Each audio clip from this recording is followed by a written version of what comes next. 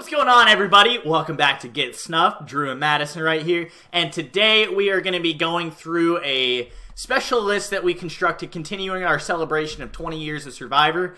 And it will be our top 20 game-changing Survivor players. Now, this is not a Survivor Game Changers fan cast that we're trying to make. No. This is just Survivor and who's changed the game. How you feeling today, Madison? I am feeling all right. We've already spent a good hour just discussing this list. So it'll be interesting to keep on rolling with it and keep talking about them. But I think we have some interesting games and moves to talk about today. Mm-hmm. And a lot of arguments to make that might be unconventional. Yes. And I definitely think today there's going to be some oddball kind of people throughout the list. Not too many. But then there's also going to be some people where you're thinking, yeah, that person's the shit. And you know who we're going to be talking about in a lot of these instances because they've made such a name for themselves. And that's why I think is so interesting about this list, that we're kind of getting a bit more of a spectrum. It's definitely dominated by a bunch of Survivor All-Stars, but there's also those kind of off-the-wall kind of people that have only even played once that a lot of people even might forget about and how they've changed the game. So we're going to have a lot of fun people to talk about today. All right, so we're going to be getting into our trivia question for the day. I am going to be asking Madison. And my question for you, Madison, even though you're coughing on screen right now, is who are the only two players in Survivor history who have played at least 4 times and never once played with each other on the same season? And never what? You cut out a little bit there. They never once played with each other on the same season. Okay. God, this is complicated. Where did you come up with this question? Okay, so let's go through the 4. Let's go through the 4 times. So the 4-time players. So we start with Boston Rob, then we go to Rupert, Sari and Ozzy, and then it's a whole bunch of winners at more people. So Tyson, Sandra, oh God, who else has played 4+ times? Parvati. I think you actually have the pool of every single person possible. And it's the 2 people who have never played together at all? Not one season. Wait, is it Ozzy and Rupert? No, it is not. Wait, hold up. Ozzy? Hold up. I was like, wait a second. Reddit lied to me. You're right. Then there's Ozzy and 2 other people that you mentioned.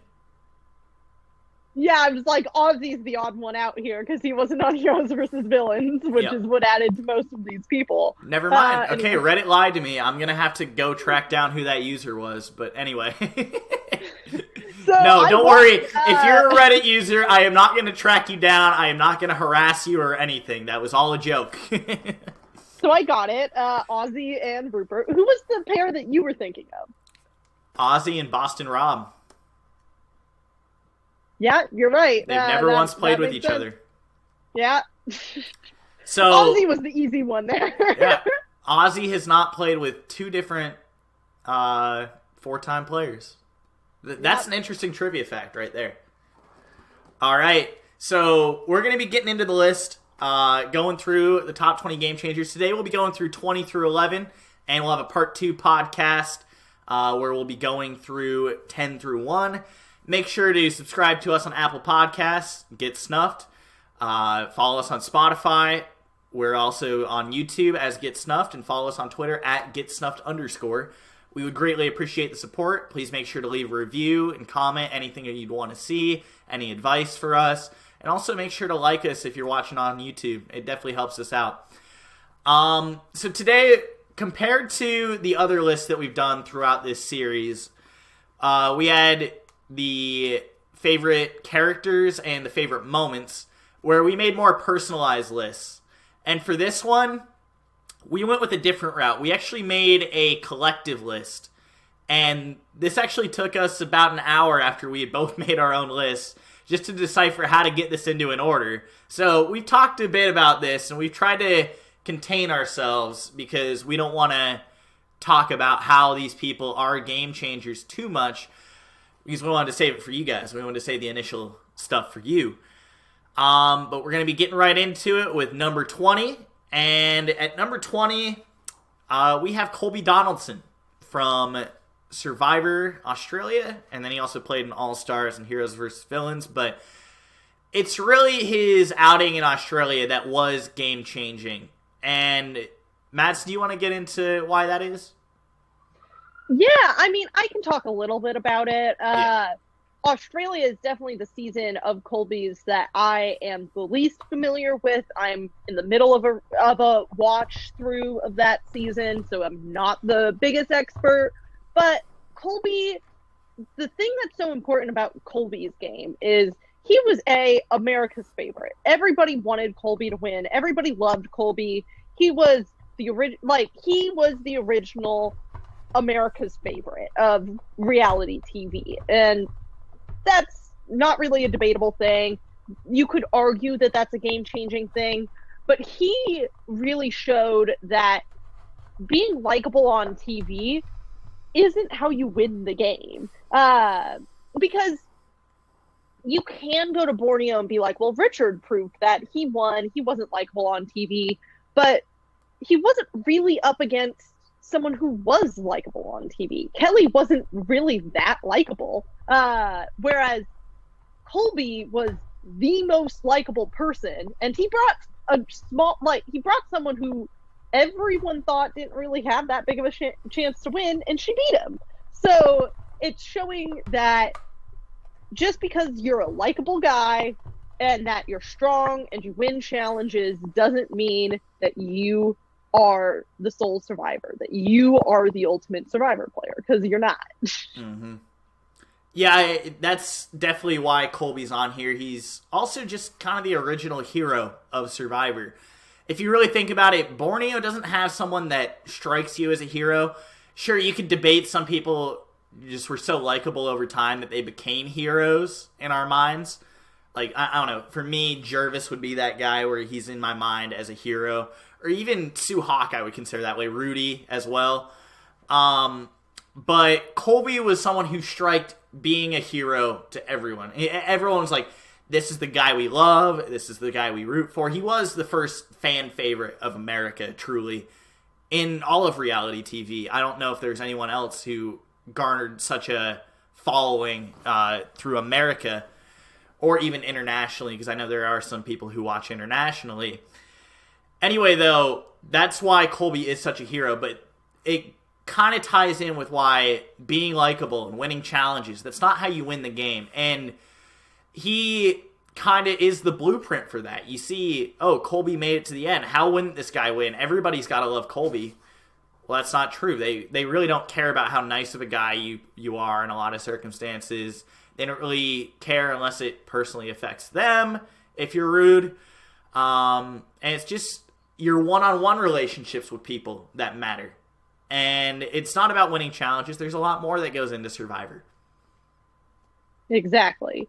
There's a whole bunch of aspects to being a good Survivor player. And this was... Colby was in Borneo. The players were deciding what the game was. Australia didn't have as much of that problem. They knew what the game was. So it was now more about defining what is a good player. And Colby is kind of the first really good example of, well, what is not a good player? Being good in challenges isn't necessarily a good player. Being likable doesn't necessarily make you a good player. Being overall strong and heroic doesn't make you a good player. What makes a good player is who builds the best relationships. And clearly, Colby didn't do that. Tina did that. Mm-hmm. So that's where we really figured out what are the biggest strengths in Survivor. That's how he changed the game. Yes. And there's not really much else Colby did that was very game-changing. And you'll see this a lot more as we go throughout the list. We'll definitely have a lot more talking points. But that's a baseline. Colby definitely changed the game by being one of those original game changers. He was one of the first people who truly did change the game. Mind you, some of it was kind of unintentional, but it happened. So we're going to move on to number 19, and I think this is one that Madison will be a lot better equipped to talk about. So I'm going to let you take the floor. Go ahead and talk about number 19, Danny Boatwright from Guatemala, and an early exit on Winners at War. And her Winners at War game is not the game we'll be talking about for the game changing. That's definitely not the move right here. Don't play like Danny on Winners at War. Well, you can, however, take her strategy from her winning season, Survivor Guatemala, Survivor's Forgotten Season, as many call it. And her strategy was really simple. She figured out very quickly, I'm learning a lot about other people's games from production. They're not telling me things directly, but in the questions they ask me, I can tell how other people are playing this game. So she assumed, well, if I can figure that out, certainly this is happening to other people, and certainly my game is something that they're starting to figure out from what production is saying. So what did she do? She stopped telling production her game entirely. And that's a really big move.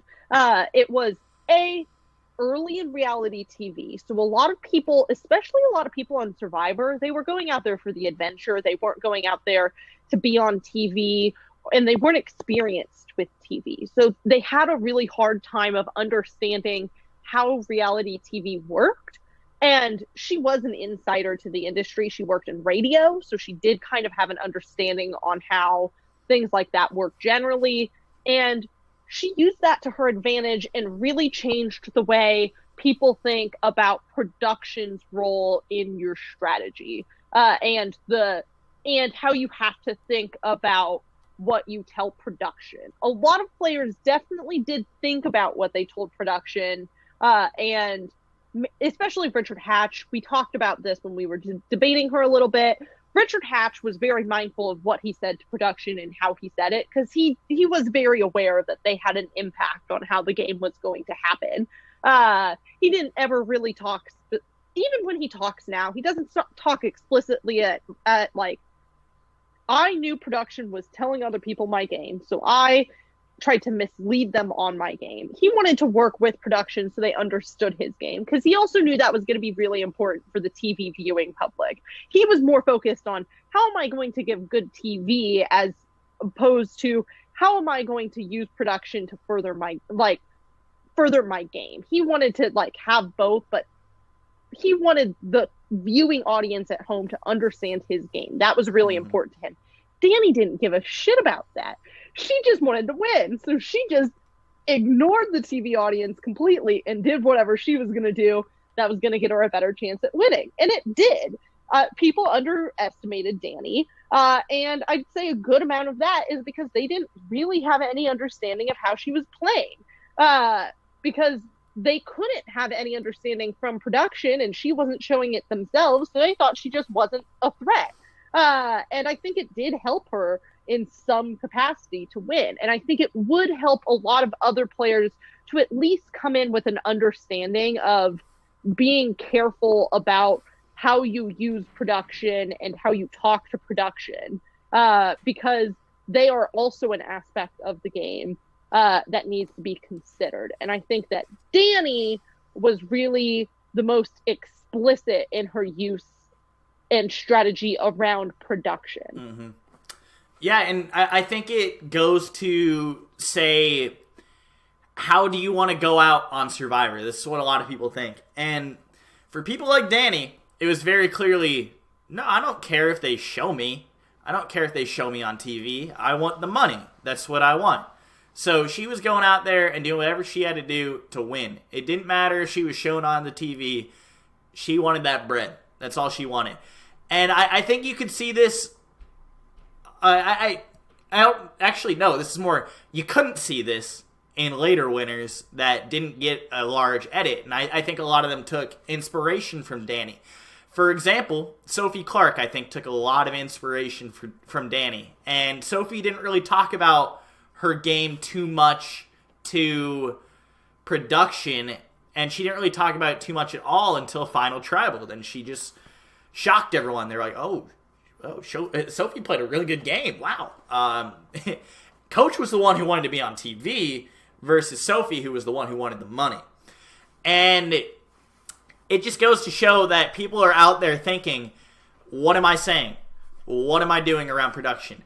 How am I talking to Jeff even? It's every single aspect. They're always watching you. It ain't Big Brother, but they're always watching you.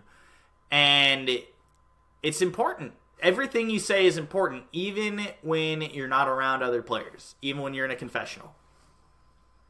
Yeah, she's definitely, since you brought up Sophie, she's definitely the archetype for an under-the-radar female winner. Technically, you could make the argument that, I wouldn't say that Jenna was under the radar, but Sandra definitely was. Yes. Sandra was the first, but she wasn't really a good blueprint for how to play an under-the-radar game. Dani was really that first blueprint of how can you recreate this type of game?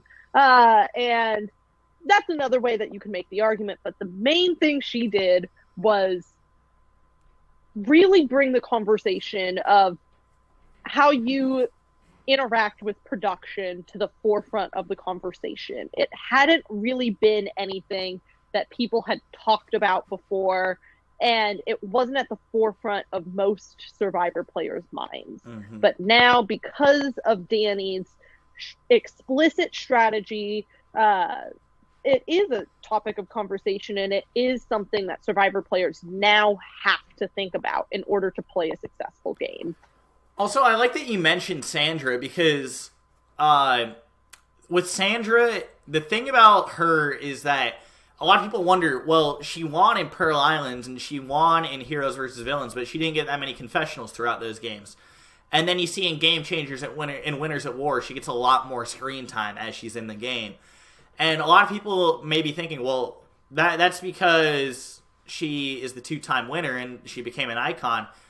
That's true. However, another part of it is that reputation clearly got in her head and it got to her, and she kept on saying things that production was just eating up. Like the whole queen stays queen, I'm the queen, you don't fuck with me, all that.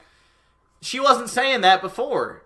And now when production sees Sandra saying that, they're going to ride right on that, and they're going to say, we're going to show that on TV for sure.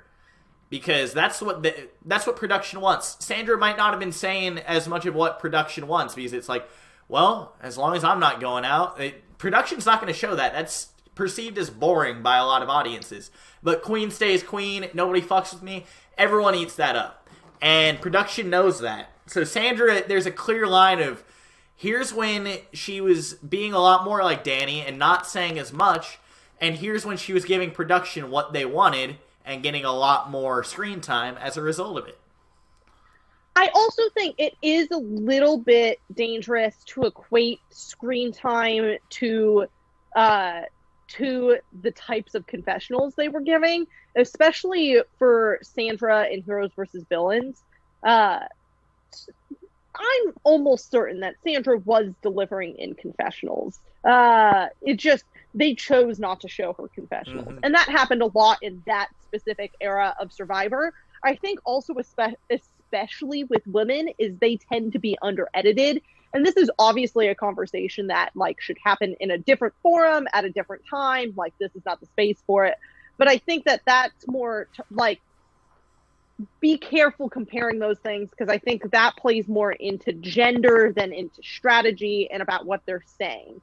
You can't really assume that all Under the Women females are kind of playing a similar game to Dani, that they're kind of explicitly hiding things from production. We don't know what confessionals look like because we don't see a lot of them. Yeah. Most confessionals that are filmed, we never see. Mm-hmm. So it is really hard to kind of make broad, overreaching kind of points about Danny's strategy in use, because it's really hard to tell unless someone tells us that they were doing that on purpose. And I just really want to make sure that separation is really apparent and is known to everybody. The point of it is more so just to define the line of, here's when you're saying something, and here's what production's going to eat up. And what production's going to eat up, they're probably going to talk about at Tribal with other players, and then they're going to report that to Jeff and say, here's exactly what this player's doing. If you're not notable, then that's probably not going to get through the grapevine. Yeah, I just wanted to make that distinction really clear, because also a lot of times women are more likely to be seen as non-notable than men, and there's a lot of this discussion that it would be entrenched in gender. I don't want to get into it all right now, but we do have to acknowledge the role that gender plays in Danny's game and a lot of other players like Danny. Is that their gender plays a role in it, so we can't really assume because they're under-edited. We have to play a lot of different things with that, and I just need to make sure that we're keeping that in mind and addressing it and keeping that in the forefront of our discussions. Well, let's move on to number 18, and funnily enough, it is Sandra Diaz-Twine. Speak of the devil! So, Sandra, I think, is a game changer, and a lot of it becomes apparent because she is an icon. So then people are saying, well, she won 2 times. How am I going to do that when I go out there? And how am I going to be as successful as Sandra was? I want to be the next queen. And a lot of people are thinking that. And Sandra is the innovator. She's not necessarily the innovator, but she's the one who popularized the anyone but me strategy. And this is a very effective one, because as long as you're not going, you're still in the game, you're able to adapt. That's what Sandra was very good at. She was always good at adapting. She said, well, as long as I'm not out, I can adapt. This is what I can do. So it's created a blueprint for a lot of different players to say, well, it worked for Sandra twice. It could work for me. Yeah, I agree 100%. Obviously, she was the first person to win the game twice. And she played the game pretty much with the same strategy both times. Obviously, there's some nuanced difference to both of her games, but they were also different games, so they can't be exactly the same. And obviously, that has to change the game in some capacity. I think the other way that's really important for us to discuss the ways in which Sandra has changed the game, and it does kind of go along with her anyone but me strategy, but she in Heroes versus Villains explicitly, but also to a lesser extent in Pearl Islands, she placed herself as the anti-Russell candidate. It's like how Biden is the anti-Trump candidate. That's what he's running on, really. And hoping that he's running on more, but that's the main message that he's getting out. And that's the same as Sandra. She's running on more, but her main message is, as long as I'm here, I'm trying to get him out. I'm anti-Russell. My entire mission is to get him out of this game. And I think people underestimate how, in certain games, obviously not in all games, that's a really effective strategy. And I think it is one that might even be used more often than her anyone but me strategy. Yes. And to more success than the anyone but me strategy, because it is so effective. If there's one clear, obvious threat and you place yourself against that person, people are going to keep you around because your entire mission is to get that person out. And there's also the aspect of, if we hate that person and we've been voted out by them and we're on the jury and we see someone clearly out here displaying, hey, I hate this person, then you're going to want to vote for them. Sandra was one of the best ever at playing to the jury. That's what she did constantly. Hey, do you hate fair play? I do too. I'll gun after him, and if you hate him, you can vote for me in the end. That's fine. Same thing will happen with Russell in Heroes vs. Villains. I know you all hate him, so I'm going to firmly place myself as the person who wants Russell out. And even if I'm not able to get him out, I've firmly said, I hate Russell. If you hate Russell, you have something in common with me. And I think we've seen this to a lesser extent in future seasons. one that comes to mind, it's not as much hate because she's just not that hateful of a person, but Denise didn't really like Abby, for example, in Philippines. And a lot of people noticed that, and they said, well, Denise doesn't like Abby. I don't like Abby either. We all hate Abby. Why wouldn't I like Denise for that? I think she's a reasonable person. That's what people are going to be thinking in their minds. And it gives people this common ground. And sometimes you want to root for who's the adversary of the person you hate, because you want to see them go down. I think that you can also see this to a lesser extent in Cagayan with Cass. Yes. A lot of people were clamoring to be the anti-Cass person. No one actually really got that role, but everyone was clamoring to be the anti-Cass candidate. And Spencer, Tony, yeah. Yeah, Spencer, like, Trish. Exactly. And that is so, like we've said time and time again, it's an effective strategy. I also think that you can just tell that Sandra generally is she's always on. She's a natural Survivor player. She's naturally gifted at it because she's constantly playing Survivor. She called every single winner the night they won Survivor to make sure that they were on her good side, just in case there ever was an all-winner season. Mm-hmm. Like, that's really... And anyone she thought she had even a slight possibility of playing Survivor with, she was calling that person to at least make sure they were familiar. Was it transparent? Was she what she was doing? Yes. Does it... Like, she's still building that bond, though. And that's the big thing with Sandra, that with her game isn't so recognizable. You can't... Not recognizable, replicable is the word I was looking for. Her game isn't super replicable because even if she's transparently kind of playing the game and like playing jury management and doing stuff like that, she's like that in person too. So you don't mind coming from Sandra almost. Whereas a lot of other people, it would piss you off.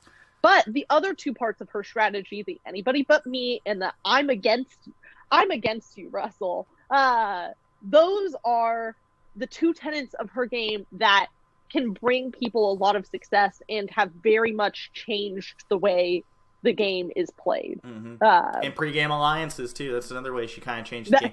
I mean, she wasn't necessarily the first to do it, because I know it happened. I mean, she was in the casting pool originally for Micronesia, but you heard about there were pre-game alliances between people like Fairplay, Yowman, Penner, and I think Amy was involved in that too.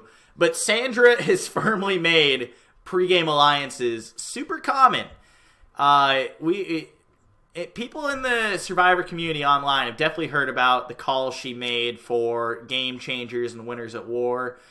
Out of nowhere, she's just aligned with Brad Culpepper. It just happens out of nowhere, and you're wondering why that happened. Pre-game, that's why. I mean, Yule did it a bunch in Winners at War, for example. And I don't think he would have done it as much if people like Sandra didn't have a likelihood of being out there. So, Sandra's changed the game a lot. But shockingly, we think some people have changed the game more. So we're going to go on to number 17. And we got Parvati Shallow. Madison, how about you take the floor for Parvati? So, Parvati. Obviously, she's an iconic player in this game. We've talked about her a lot on this channel. Parvati has changed the game because she is both for her. I'm having a hard time just like really succinctly describing the ways in which she's changed the game because she changes the game in a complex way because a lot of her game is about loyalty, but she's also a villain and she's also willing to make moves to protect people who aren't necessarily her biggest alliance. The double idol play in Heroes versus Villains is a really good example of that. She was with Jerry, but she wasn't really with Sandra. But it still served her best interest for Sandra to stay, and it served her best interest for Sandra to be closer to her, so she saved Sandra. But it really, for that vote especially, Sandra was on her side. She just wasn't in her alliance. And that's, I think, a big part of Parvati's game. that changed the game was very much the core alliance and then the broader alliance of these are the people who I need to keep along and need to keep on my good side. And then also just the ballsy moves like that double idol play. And a lot of what she did with the Witch's Coven, not the Witch's Coven, that's Black Widow. Cambodia. Black Widow Brigade. I was like that. It had come to my head already. The Black Widow Brigade and the Girls Alliance. Obviously, Girls Alliances had existed in Survivor. This was one of the biggest all-female alliances outside of men versus women seasons to have ever hit the game, and that has forever instilled the fear of an all-women's alliance in the game of Survivor. That alone has changed the game. Just Parvati's one female alliance that was so dominant and so deadly.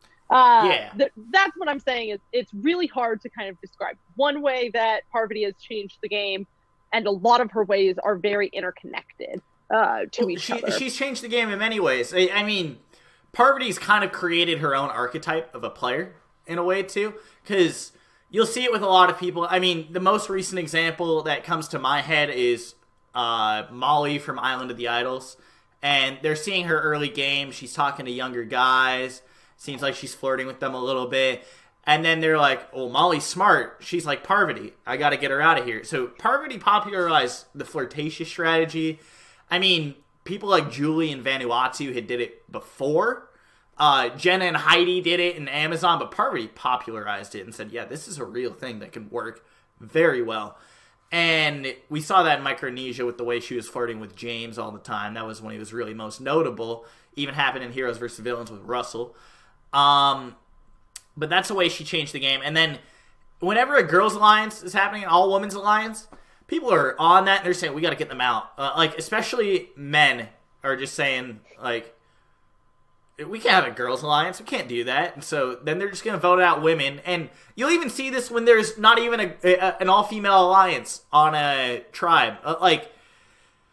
They'll be like, well, I don't think we should vote out this person, this guy, because it could become more women out here than there are men, and then they could pick us all off. They're always in fear of it. It happens all the time throughout Survivor. And I feel like it might happen every single season where the men are like, we can't let the women get the numbers because then they can form an all-female alliance. They're always in fear of it, even if it's not even there. Even if their closest ally is a woman. Yeah, I think one thing that was really illuminated, even when you were just talking about Parvati's game, a lot of the strategies that she employed were used before, but they were used in strategies that were divided by gender. But not in strategies, in seasons that were divided by gender. And then she brought them to a typical game where genders are intermixed and mingle and all that stuff. And she made them successful in that type of game, which I think is a really important thing to know is her strategies weren't necessarily new, but she used them in ways that they weren't used before. And the threat of them, because of Parvati's dominance, is now ubiquitous, and you hear it all the time. Being deemed Parvati 2.0 is more dangerous than actually being Parvati. Like, Parvati does better than anyone labeled as the new coming of Parvati or the second edition or anything like that, which is, first of all, ridiculous. And just, yeah, that's about all I have to say about Parvati. Mm-hmm. She's definitely firmly cemented her place in the game for a long time, and you see it a lot with a lot of young females who get in the game, especially in pregame interviews.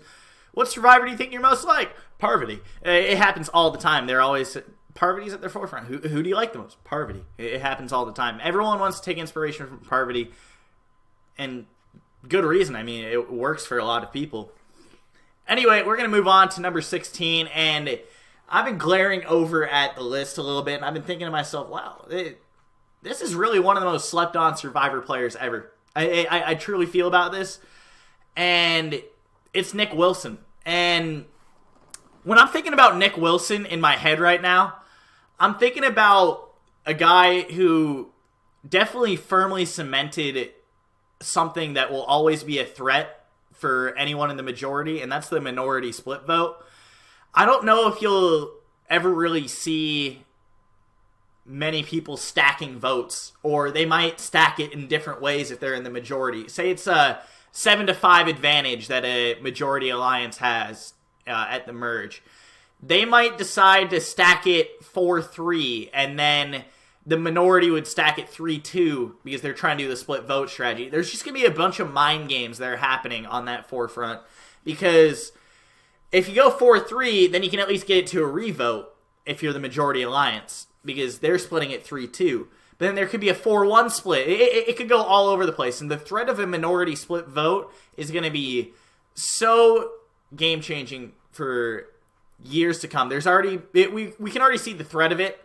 That's already happened in games. It definitely was shown in Edge of Extinction, Island of the Idols, Winners at War. People were always thinking about that. How can the minority be safe with a split vote in this scenario, even if it's just throwing one hinky vote randomly and hoping that if 2 idols are used, that one vote ends up working out. And then I think about more things with Nick Wilson. Naming alliances, that's a big one. I think when you name alliances, a lot of people may be thinking, well, I can trust that. But a lot of people also might be thinking, oh, they're just trying to make me feel more attached to this, like Nick Wilson is.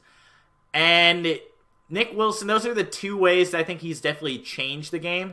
Because you could argue, oh, the Southern charm, well, JT had that. It's just JT, I guess, wasn't as firmly entrenched with the Southern charm, and people associate it more with Kentucky Nick nowadays instead of the Golden Boy. And Nick also is just so good at playing advantages, and he has driven how important advantages can be. I mean, you saw him just now in Winners at War. He was one of the people who wanted advantages the most because he said, I know how to use these things, and if I can truly make the most out of an advantage, then I'm going to be able to get further on in the game, and it's going to help me build a resume, if anything. So advantages, Nick is one of the people who feels they're most important. But it's mainly those 2 core ways, the minority split vote and naming alliances. I think those are big ways that Nick has changed the game. Yeah, the minority split vote is definitely the main one. I think that Nick has a really keen strategic mind.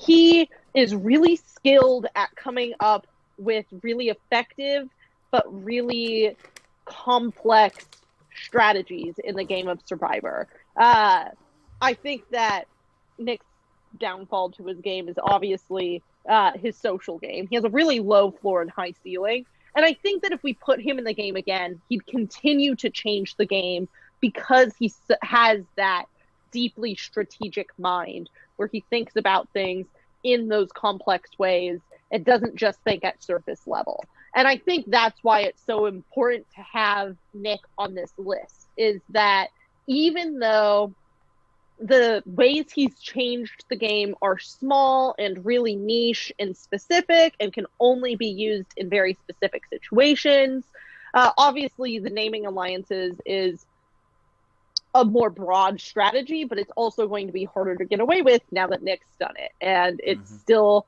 not ubiquitous like it is in Big Brother. Yeah, in Big Brother it happens all the time. That's different. In Survivor, it's more, oh, this must be special. And now people are just going to feel that less.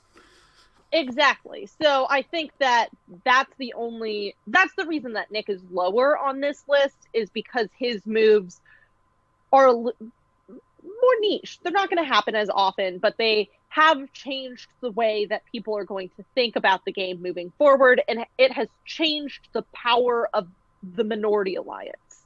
The Minority Alliance has a leg to stand on now that they did not have before. Before, except for immunity idols, they really were screwed. And now they're not. They have a little bit more leeway in the way they play the game now, which is really fun, exciting. I'm very excited to see how the game continues to change with a more powerful minority. And if Nick ever comes back again, I'm excited to see what new strategies he comes up with in future seasons, because I'm sure he will. Yeah. Yeah. Nick, he does have a great strategic mind. A little hint into Drew and Madison's family. Our mother is in love with Nick Wilson. She watched Winners at War with us. She doesn't really like Survivor too much, but she watches with us just because she knows we like it. And she saw Nick Wilson. Was like, I like that guy.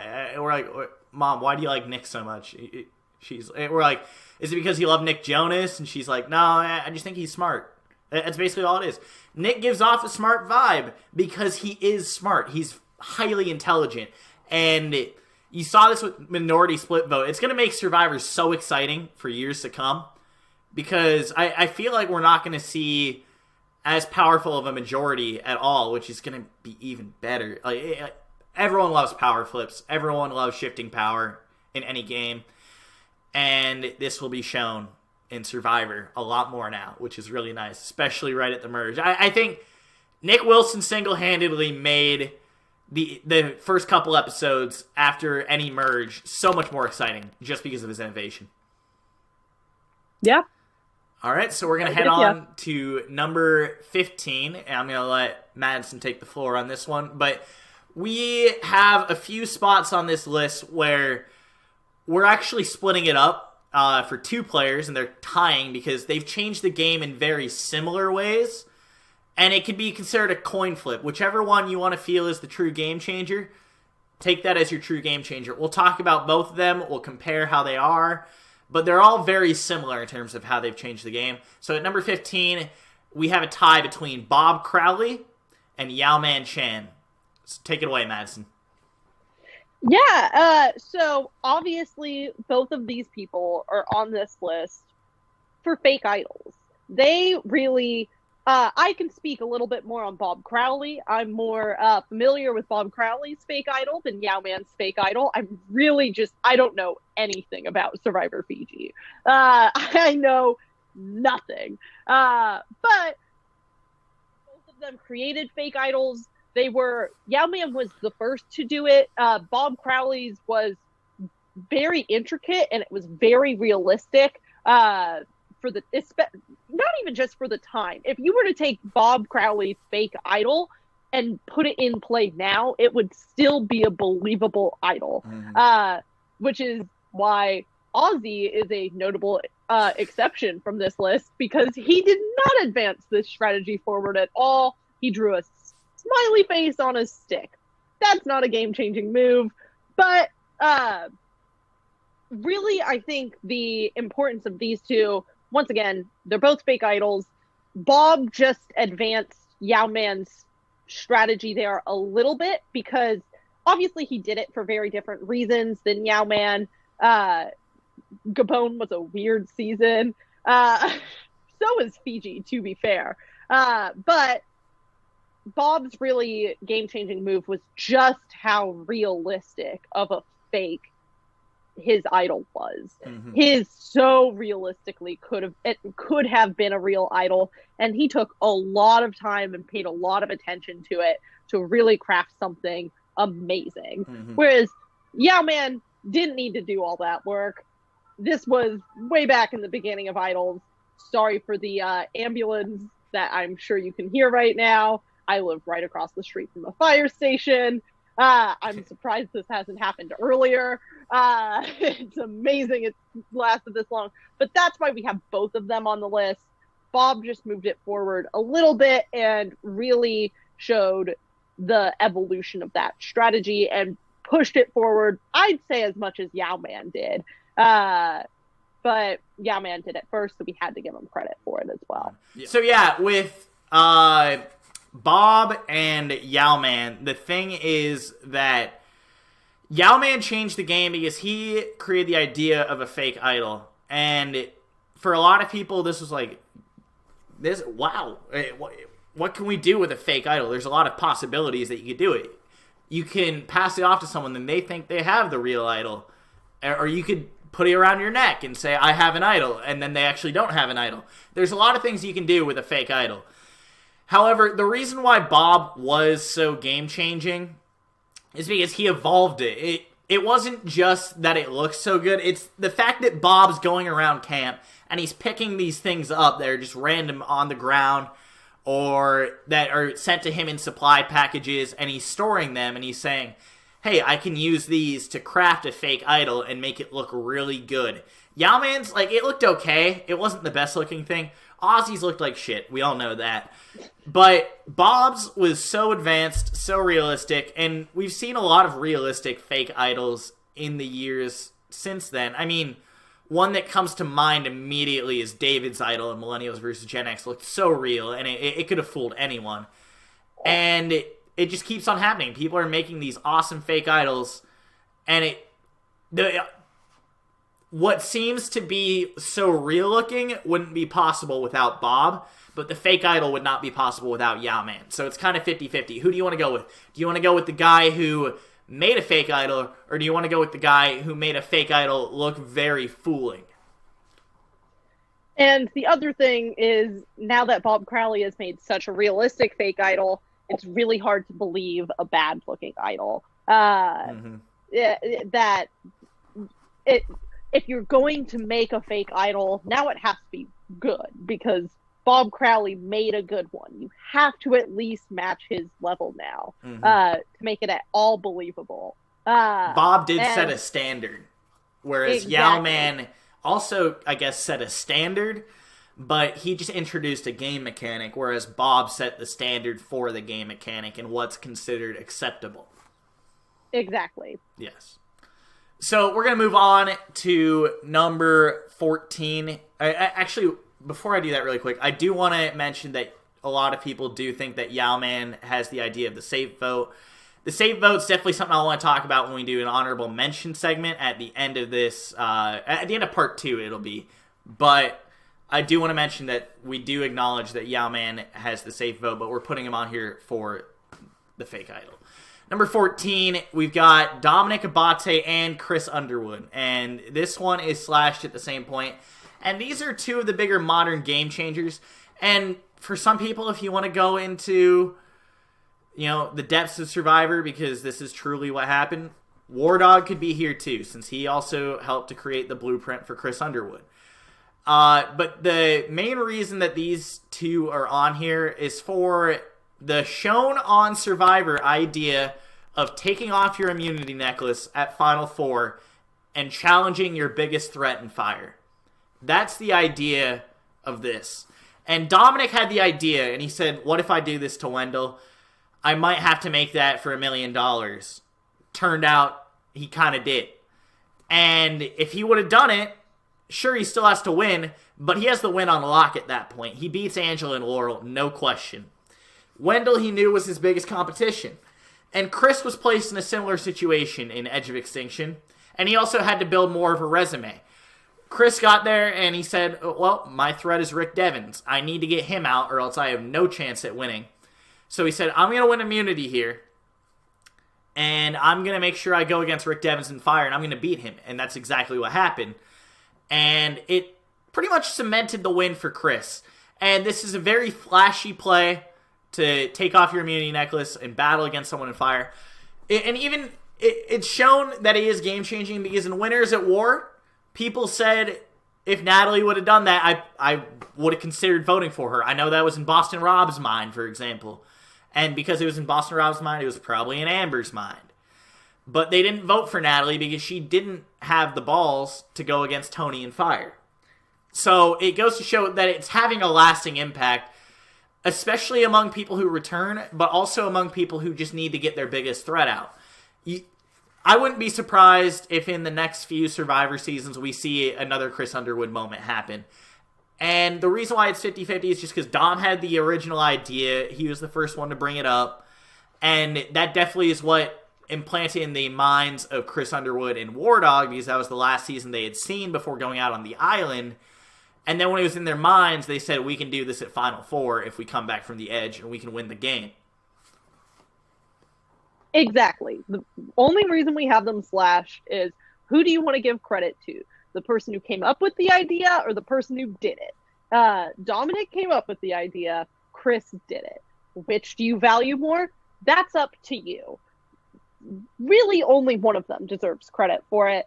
Everyone's going to give credit to someone different. And that's why we wanted to include both of them. We didn't really have to do that much discussion of the two of their individual games either. It's the same move. They did the exact same thing. They changed the game in the exact same way. It's just a matter of crediting whoever you think actually deserves the credit for that move. I also think that obviously this strategy only works with a Final Four fire making, which I'm not a fan of and would just prefer for it to not exist. But I also agree with you that if Final Four fire making continues to exist as it does now, this strategy will continue to be employed, because if there's a threat you need to get out, get them out yourself. That's what this strategy is really showing. And now this is what the jury is going to expect from you. If you know that that person is your threat, you better take them out yourself.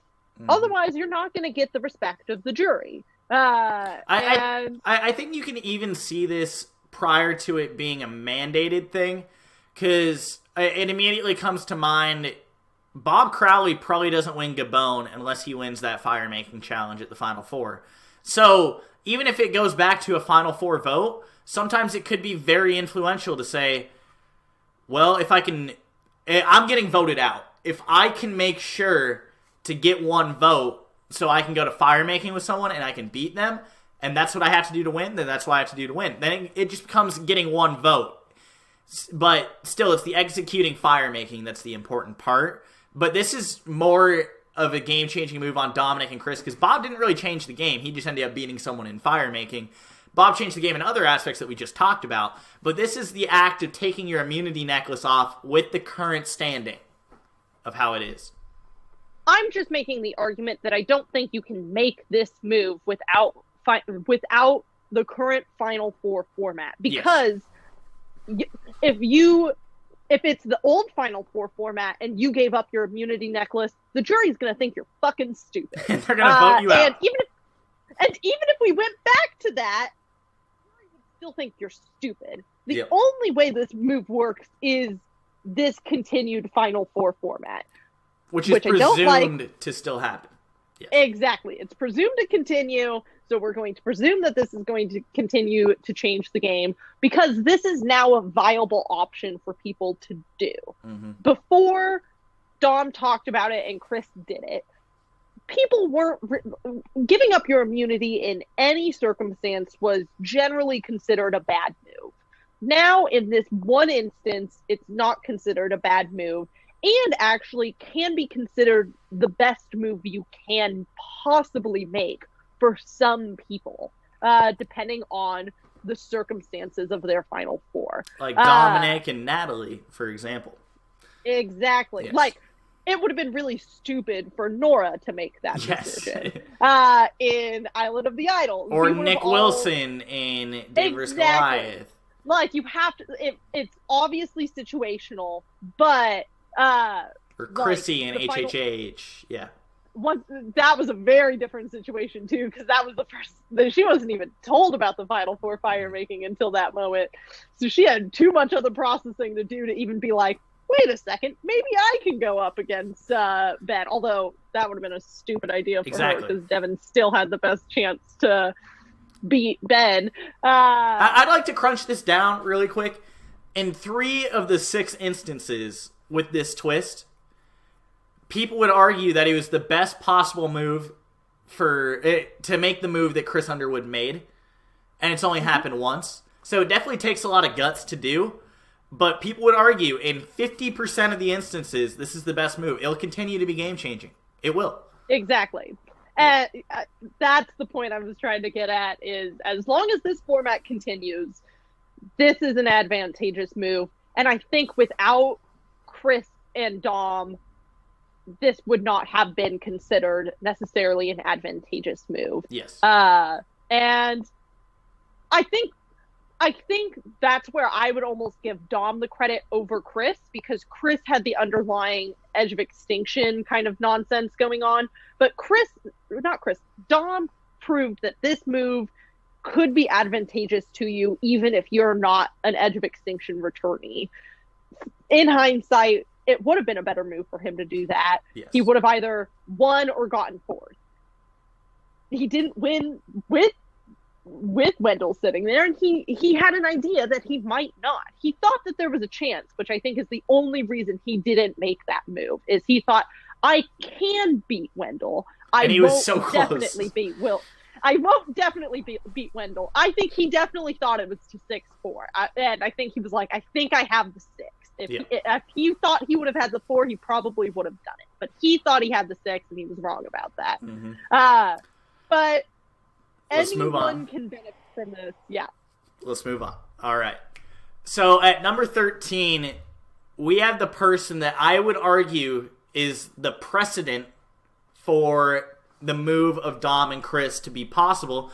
Madison and I disagree on this, and we went for a long time discussing 13 and 14 right here. But at number 13, we have Malcolm Freeberg from Philippines, Caramoan, and Game Changers. Mainly his outing in Caramoan, though. This is the important one, where he is making Tribal Council into a show for the jury. He's playing flashy. He's playing it up for the jury at Tribal Council.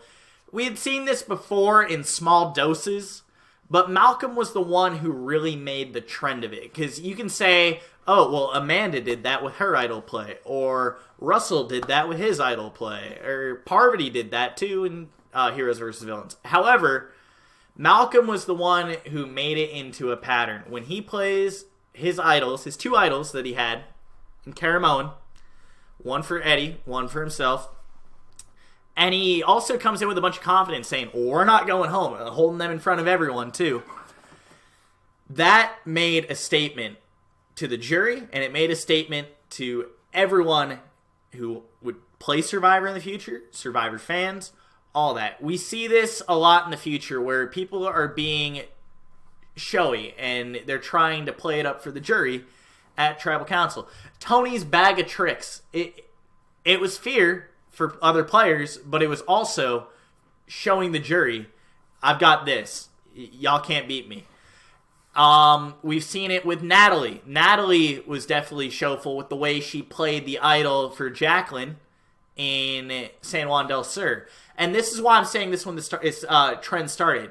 Because you see 2 seasons in a row where it happened after season 27, when Malcolm did it in 26. So there was a 1-season gap, but that's still when it started happening. Blood vs. Water didn't really have that idol opportunity, if you want to know the truth.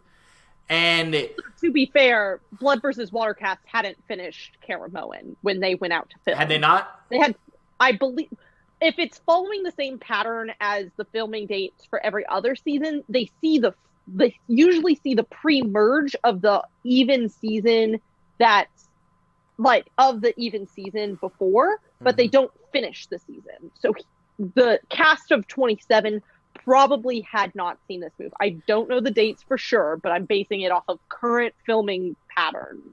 Mm-hmm. They probably haven't seen that. Whereas the point is, it's still, you got to be showy to the jury at this point, and you got to show them, hey, I can do this. We've seen it in the future and continually.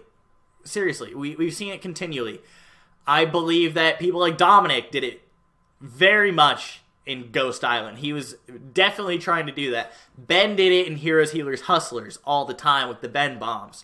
And it's changed how people act at Tribal Council and how they want to please the jury. They need to show it. They need to act it up. They need to play it up. The jury is someone that they're playing for. And we've talked about how Sandra is playing for the jury, but this is a different way of playing for the jury. This is playing for the jury through flashiness. And that's the importance of Malcolm right here. Yeah, and I think it's also important to remember that Malcolm did a very similar thing in Philippines, too. This wasn't just a Caramoan move. He did a very similar thing where he pulled out his idol in front of the whole merged tribe at Tribal Council and was like, yeah, no, I have an idol. And I'm prepared to use it. I'll use it for myself or my allies. And he was very showy with that too. He showed the jury. He wanted everyone involved in the game at that point to see he had an idol and he wasn't afraid to use it. And that's essentially what he did in Karamoan is I have 2 idols. All 3 of us are safe. You can't hurt us. Figure it out. They're very similar moves. And I think Malcolm setting the pattern up himself by doing it in back-to-back seasons is what really pushed that move into the gameplay, is that he himself had a unique opportunity to actually set up the pattern of behavior himself. And when you can set up the pattern of behavior yourself, it's really easy for that pattern to just continue. He popularized it, whereas it was done very before. Few players have that chance. Yeah, it was done before, but he definitely popularized it and integrated it in the gameplay. Because the other ones where it was flashy, it doesn't really seem like they're trying to be flashy to the jury. They're just being flashy because it happens to be flashy. Like, Amanda was just excited she had the idol. That's why she was waving that shit around. And Parvati, I mean, that's just kind of her personality where she's like, well, I'm going to play it for my allies right here. Sandra and Jerry, you know? The goal of those moves was not to peacock in front of people. Yes. The goal of those moves was to save yourself or your alliance, and it also just so happens that they were showy. Yes. Malcolm it might not have been his sole intention with either of those moves, but it was definitely one of them. Mm-hmm. He definitely wanted to show off in front of the entire remaining cast in both situations. And that was what was important about it. And now a lot of winners are very show-offy in Tribal Council. They're always fighting to position their game as the game that the jury is seeing at Tribal Council. And that's what's really important, is to literally play for the jury at Tribal Council. And Malcolm really did start that trend. Yes. He was the first person to really value showing the big parts of your game at Tribal Council so that the jury could directly see them instead of just the consequences of your action. Mm-hmm. So yeah, that's the point. It's Malcolm popularized it. It happened before, but he's the one who popularized it, and that's why he was a game changer. Someone who truly deserved to be on Survivor Game Changers, rather than a lot of people who were on there. Haley Ford. At least Haley Ford also agreed that she shouldn't be on that season. Mm-hmm. That's what I liked about Haley in that season, is she was just like, nah, I shouldn't be a game changer. Unlike Caleb, who was like, who's the biggest poser here? Sandra's a big poser. She ain't a game changer. And it's like, Caleb. Yeah. Caleb. For real. You can't say that. You're wrong. All right, well, we're going to move on to number 12, and I think we're getting into our most obscure player on the entire list, and a lot of you guys probably don't even know who this is, but he integrated something very important into Survivor, and that's Cowboy Bowie, pre-merge boot from Survivor Cook Islands. And how about you go and get into it, Madison? You can take Cowboy. I'd also like to say he is our only pre-merge player on this list.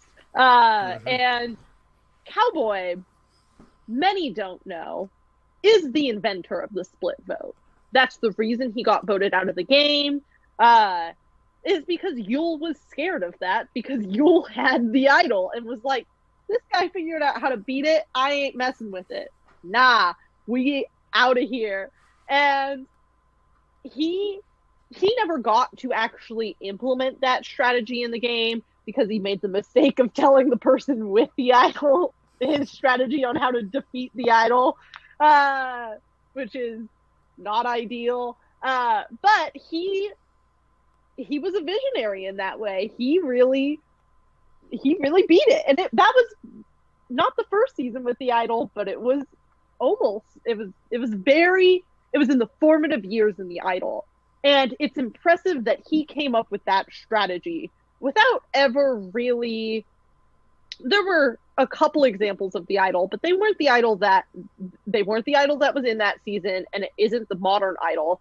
And he still, without a lot of that context, didn't like, he still figured out how to beat it and by splitting the votes if you had enough votes, which is really impressive. It's up there with Nick Wilson's strategic mind, where the minority split vote is not something he thought of before coming into the game of Survivor. He came up with that when the situation arose for it.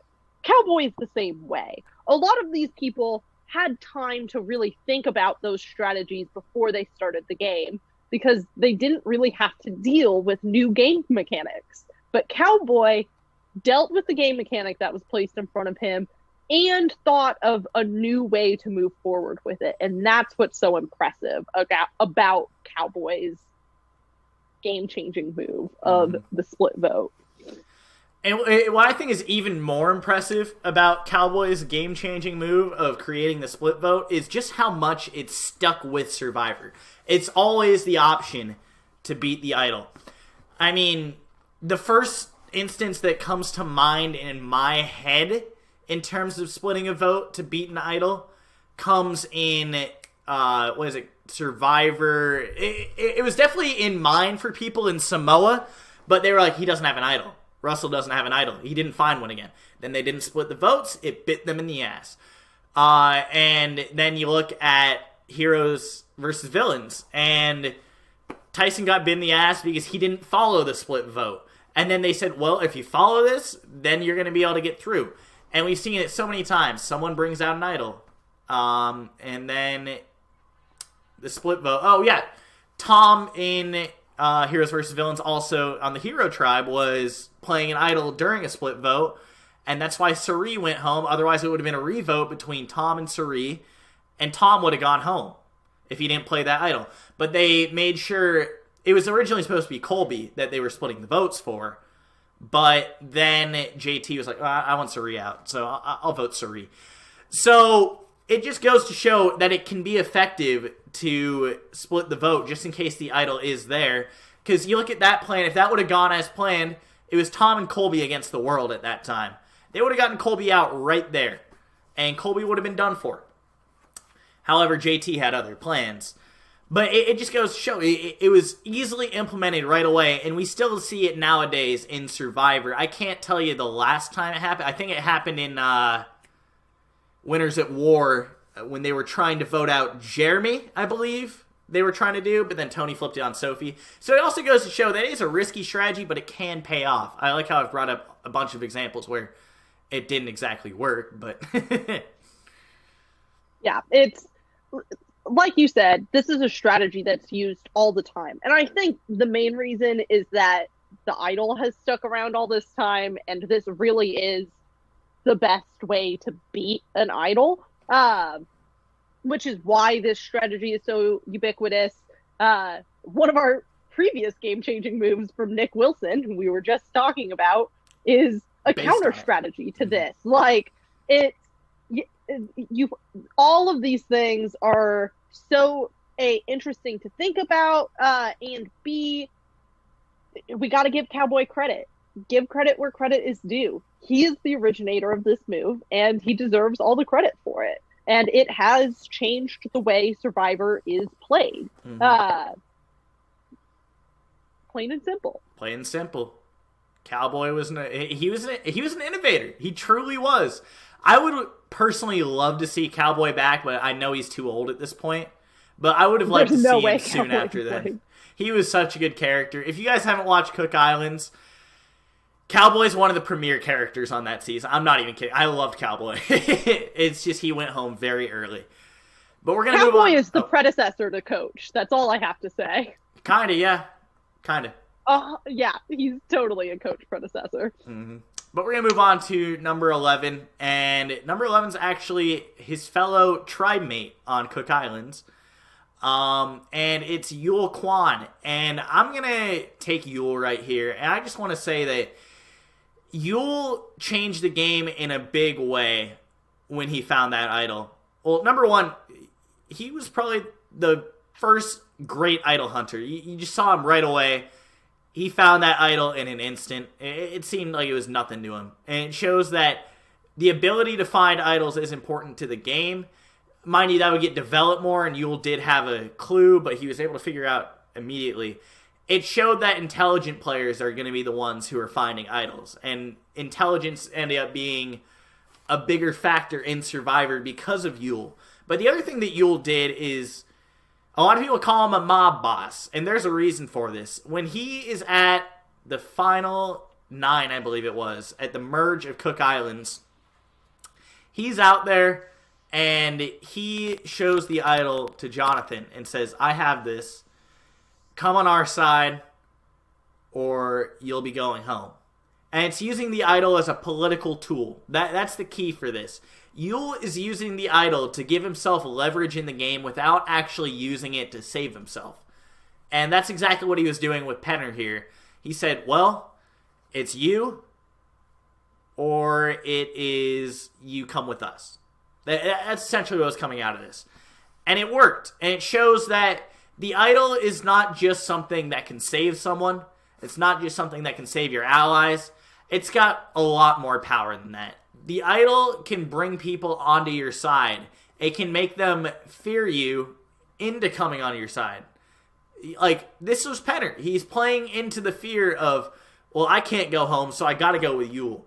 It shows just how much power an immunity idol can have. It can shift the entire game. Otherwise, fucking Candace could have won Cook Islands if Yule wasn't using an idol as a political tool. And then you see it later on in Survivor. Like, I can mention Russell Hantz as an easy example because I've watched Samoa rather recently. He's showing a bunch of people the idol just to bring them closer to him. He's saying, hey, Jason, I have this idol. Hey, Betsy, I have this idol, so it's either you or me that's going home. But guess what? I'm not going home.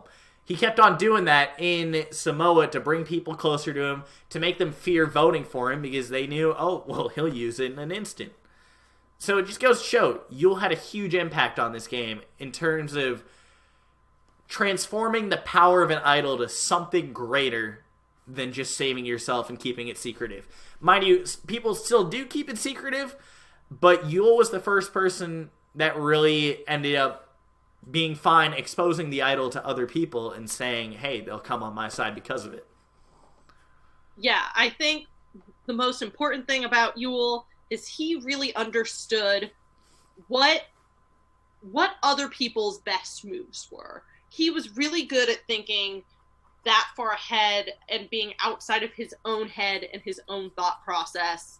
He was really focused on understanding where everyone else is positioned and, because of their positioning, what their best moves were. Which is the only way you'll be successful using advantages to your best advantage other than just saving yourself at a tribal council that you're getting votes. This is really the key to unlocking the full potential of these items. I think that Tony is another obvious person to talk about when it comes to people inspired by Yule's game. Tony's bag of tricks in Cagayan is literally this, except for instead of him going one-on-one to people, he combines the Malcolm strategy of, here's my bag of tricks. I'm not going to tell you exactly what any of these things do or what exactly is in my bag of tricks, but here it is, and I'm ready to use it. They're very much a combination of the two moves right there. Yule and Malcolm actually are very similar because Malcolm definitely took from Yule, but he took what Yule had but brought it to Tribal Council. And then that's what led the jury to see what was going on. Because Yule wasn't really able to show the jury what was going on when he was flipping Penner. Yeah. Yep. He had to rely on Penner telling the jury kind of that situation. I think that really the most important thing that can be used from Yule's game is if you know everyone else's best moves, you can control how they behave because you can now decide what their best move is because you have an understanding of how they're thinking and how they're going to get to the end. So you can situate yourself in a way that makes you the most useful person for them as opposed to someone else. So I think that Yule's strategy, well, technically connected to this idol could be used in other ways, but the specific way that he has changed the game is through using an idol or another advantage, not in the game. Who cares? Like, he never played that idol, but he used it to manipulate those around him. He used it as a bargaining chip as opposed to an advantage. That's why I hate when people say Yule was safe until the final four in that game, and he basically had it on lock to get to the final tribal. No, he didn't. They could have easily just sent someone home but voted for Yule, and then Yule chooses who goes home or something like that. Or if Yule isn't using this as a political tool and making people fear the idol, then he's not at the end. That's why Yule made it to the end, because he figured out how to use it to get to the end. Otherwise, Terry would have made it to the end in Panama. Well, he still had to win the final 3 immunity, but his journey would have been a hell of a lot easier. Terry had to win immunities for a reason, because his back was against the wall, because the idol wasn't the only thing that could save him. Terry had to go on immunity runs, and then he had the idol as a last resort, just in case he didn't win one immunity. But Yule was different. Yule would not have made it to the end if he wasn't using the idol as a political tool, and I will argue that for a long time. And Yule's another person like Nick Wilson, where he's just got that strategic mind for the game, and he's someone that I'd always like to see out there playing the game. And people complain about the boot order of Winners at War and how it ruined the season or whatever. There's only one boot that truly made me sad in that pre-merge, and it was Yule.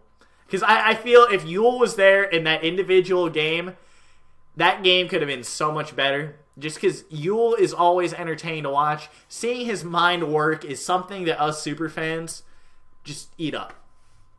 Yeah. Yeah. And Yule was really swap screwed. He had what he originally thought was the best swap he could have landed in, and then they lost too many challenges, and it was now a terrible swap for him to have ended up in. Mm-hmm. And that was why he left. That he knows that. Everyone who voted him out knows that. The community knows that at this point. And it sucks. It sucks to know that he probably won't play again. He said the only way he'll play again is if it's like a charity game where it's 20 people and they're all playing for different charities, which I think would be a fun thing for Survivor to do. And I think that's the best way they can get celebrities to do it, is they can mix and match Survivor, like former Survivor players and celebrities into one game and have it for charity. And I think that would be really fun. And I do think that's a good idea that they should do. That would actually be. They won't do it for Yule. They won't do it for Yule, and he's the only one who would push for that. If that format got them celebrities on the show, they would do it. It would. It could. And I think that could be a fun fan cast as well. But back to Yule, he also pushed forward the game a little bit in Winners at War, especially when it came to fire tokens. That tribe of people, they were the ones who were thinking about fire tokens in the most kind of complex ways, I'd argue. I think Sandra also was thinking about them in some complex ways, but that swapped tribe of Yule, Wendell, Michelle, Nick, Parvati, they were all thinking really critically about fire tokens and how they can use them within the game to influence votes and to pass things around and make things happen that they wanted to. And Yule definitely gets credit for that because he was definitely a part of it.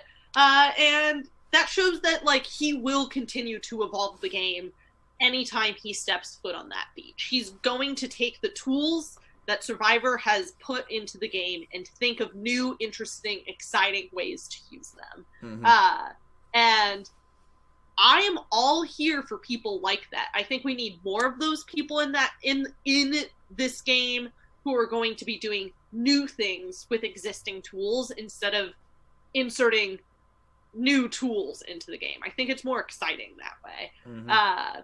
And would like to see more of that. I do think Survivor does a better job of that than Big Brother, for example. Because Big Brother is a game that has not evolved a lot. And Survivor at least tries to cast these people who are going to try and stretch the game. It's just, they're so much harder to come by. That's the issue. Mm-hmm. Yeah. Yeah, I agree with you. I'd still love to see more people on, and I think that casting more super fans helps because they tend to think more critically about the game. It's also a hard thing to just find through an audition video because it's a hard thing to really portray. If I'm not mistaken, audition videos are like 3 minutes. 3 minutes, so, yeah. Yeah, 3 minutes to be like, here's this, I can think of all these complex, new, interesting strategies.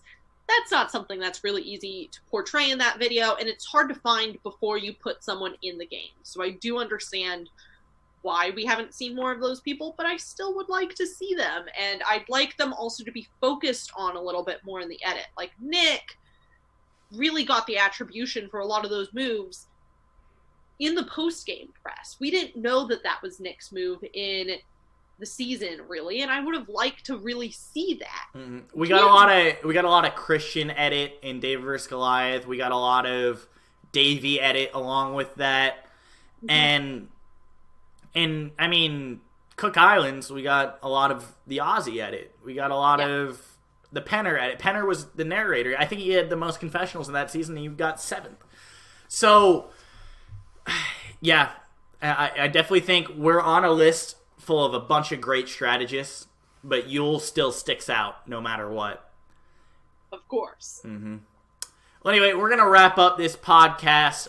Coming to you guys next will be numbers 10 through 1, and we're going to have another great group of people to talk about then. Going to continue talking about the evolution of the strategy, game changers, and continuing our celebration of 20 years of Survivor. Anything you got to say, Madison? Today has been the day of fire trucks and ambulances. I apologize for that, especially since I have been talking through them a lot, so you've had to suffer through them. But hopefully the next podcast won't have this problem as much. Yes. And just to remind you guys, make sure you subscribe to us on Apple Podcasts. Make sure you follow on Spotify. Subscribe to us on the YouTube. Make sure to leave a review. Make sure to leave a comment wherever you're watching or listening. And make sure to like it if you're able to. If you see us on a Reddit post, please upvote us. It would always help us out. And also make sure to follow us on Twitter at @GetSnuffed_ for updates. And we'll see you guys later.